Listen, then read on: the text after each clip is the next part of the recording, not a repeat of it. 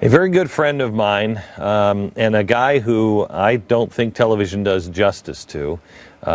He is one of the smartest and most reasoned and best Americans I know, Judge Napolitano. He's a Fox News senior judicial analyst, and he is now the author of a book that Judge, did you write this for me? I mean, this is my book. You gave me the idea for this all those times that we were working together down in Studio D at Fox News Channel, and you reminded me of how most of America misunderstands the progressive era and has taken these two monsters, Woodrow Wilson and Theodore Roosevelt, and idolized them, whereas in reality they began the monster government that thought it could right any wrong and regulate any behavior and tax any event, which perhaps their vision culminated last Tuesday, 100 years after they started it. Yeah, it's amazing. Most people don't understand, and it drives me crazy when I hear people like Newt Gingrich say, oh, no, Theodore Roosevelt, he was my favorite president. The guy was a nightmare. You can take and pick and choose and say, that was kind of cool and that was kind of cool. But if you know what he was really all about, especially when he started to run, after against Woodrow Wilson, this guy was a nightmare. Both of them were. Well, it's interesting, Glenn, because they hated each other. As you know, they ran against each other. And one could argue that because of Roosevelt's arrogance and insistence that he get a third term after retiring for 4 years, he split the Republican vote, or certainly the anti-Wilson vote, between himself and William Howard Taft, who was the president and was his designated successor. But notwithstanding their animosity toward each other, Theodore Roosevelt and Woodrow Wilson, they really agreed on this. The Constitution does not mean what it says. It is not the supreme law of the land. It does not limit the federal government to the specific powers delegated to the federal government in the Constitution. Rather, in their view, the federal government can do anything it wants as long as it is not expressly prohibited by the Constitution.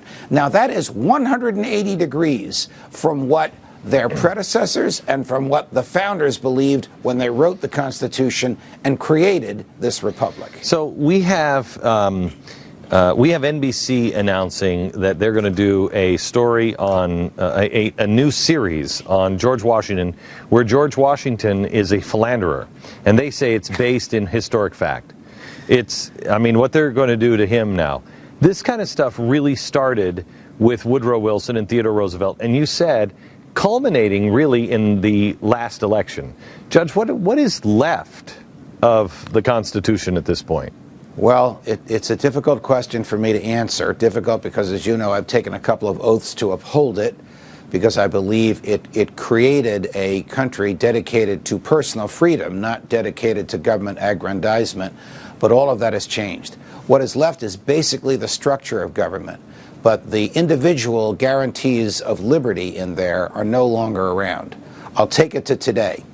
If the FBI, without a search warrant, can read the emails of the chief spy in the United States of America to his mistress on an issue that has no relation whatsoever to federal criminal law or national security, they can do it to anybody else. Well, let me make the argument here, Judge. It does matter to national security because it puts him in a position of being blackmailed. Well, I don't think you could be blackmailed for something if people are threatening to reveal an event that everybody knows. I don't believe the FBI stumbled on this in a Pollyanna way, as the government would have us believe. I believe they knew about this since they conducted their background check of him at the time he was nominated to be a director of the Central Intelligence Agency.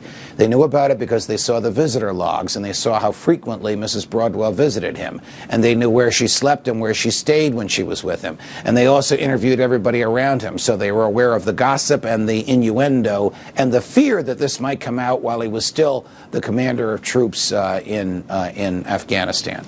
I think he was done in. I'm not particularly a fan of his, though I believe he's intellectually honest.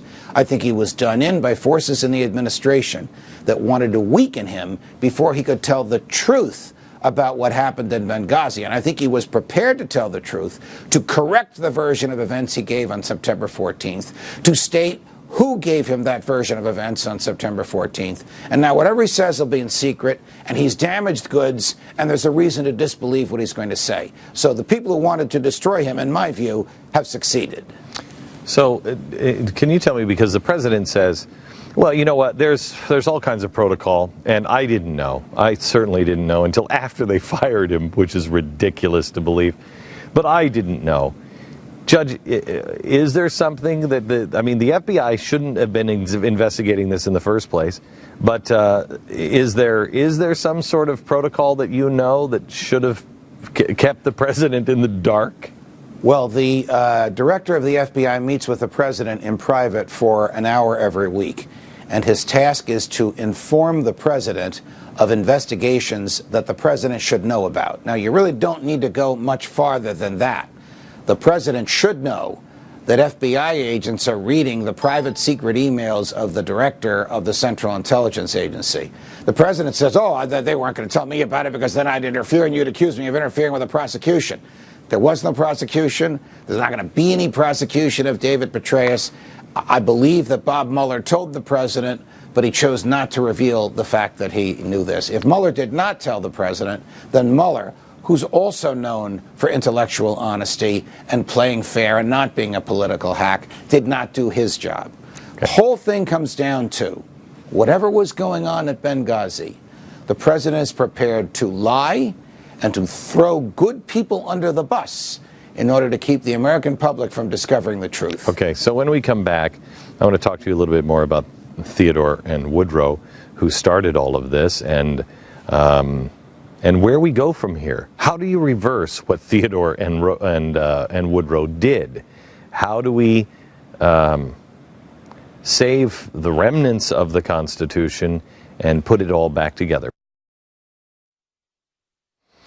So, Judge, Theodore and Woodrow, they start out 100 years ago to reverse things. Theodore wanted to go farther than Woodrow did, at least openly.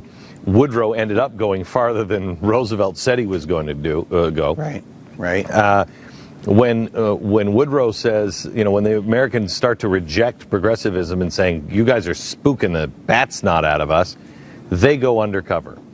They set this time bomb to go off, and it just dismantles everything all the way along until we get here. How do we reverse this? Well, they began the creation of the era of dependency, which has now reached almost the tipping point. It's almost reached 50%. When Mitt Romney in the campaign was talking about 47%, he's talking about people who rely on the government for a substantial portion of their income.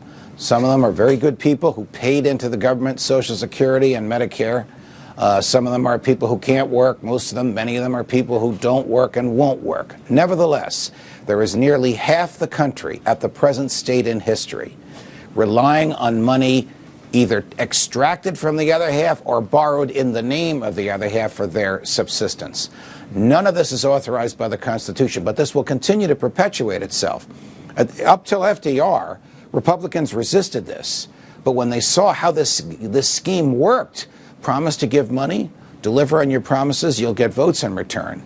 By the time LBJ came along, half the Republicans in the Congress voted for the expansion of the Social Security program into Medicare and Medicaid. So how does this end? This will end when the government doesn't have checks that clear anymore, when government wires into your bank account don't mean anything, or when you need a wheelbarrow full of cash to buy a loaf of bread or a gallon of gas. That will lead to a revolution. Yeah, that leads to really bad places because people don't even understand. They don't even look to the Constitution anymore. They don't look to the founders anymore. Those are a bunch of old guys. They're actually talking about, hey, I've heard the left say we should have people tweet ideas for their new Constitution. What? I mean, look at the work that the founders did on this. They were giants, intellectual giants. How do you put it back together? For instance, people say secession. That's not possible without war, right? Well, listen, it's probably not possible without war. We know what Lincoln did, and we can imagine what Barack Obama would do. But Lincoln also said that with public sentiment, nothing can fail. Without it, nothing can succeed. If public sentiment is for secession, if public sentiment is for something peaceful yet radical to dismantle or reduce the federal government, then I think that there will be an incentive on the part of those who make these decisions to go along with public sentiment. One interesting proposal about secession is not total secession, but partial secession. The United States of America would become a federation of about 10 smaller countries, the Northeast, the Southwest, etc. And those countries would have different levels of freedom. And you could, as Ronald Reagan once said, vote with your feet. That was once the case with the states. That's the way. But when Woodrow Wilson destroyed the sovereignty of the states, there became next to no difference between them. It is amazing to me. We got to go for the break, but it's amazing to me. You hit it right on the head. This is the way it was before Theodore and Woodrow. This is the way it was. We're not voting for secession. We're voting for a restoration. We don't want to break away from the other states. We just want you do in your state what you want to do. Let us do in our state what we want to do. Leave us alone, Washington. Judge, thank you very much. Pleasure, Glenn. I hope to see you again soon. In Dallas next time. You got it. Judge Napolitano, and the book is Theodore and Woodrow. You want to educate yourself? This guy nails it. Theodore and Woodrow.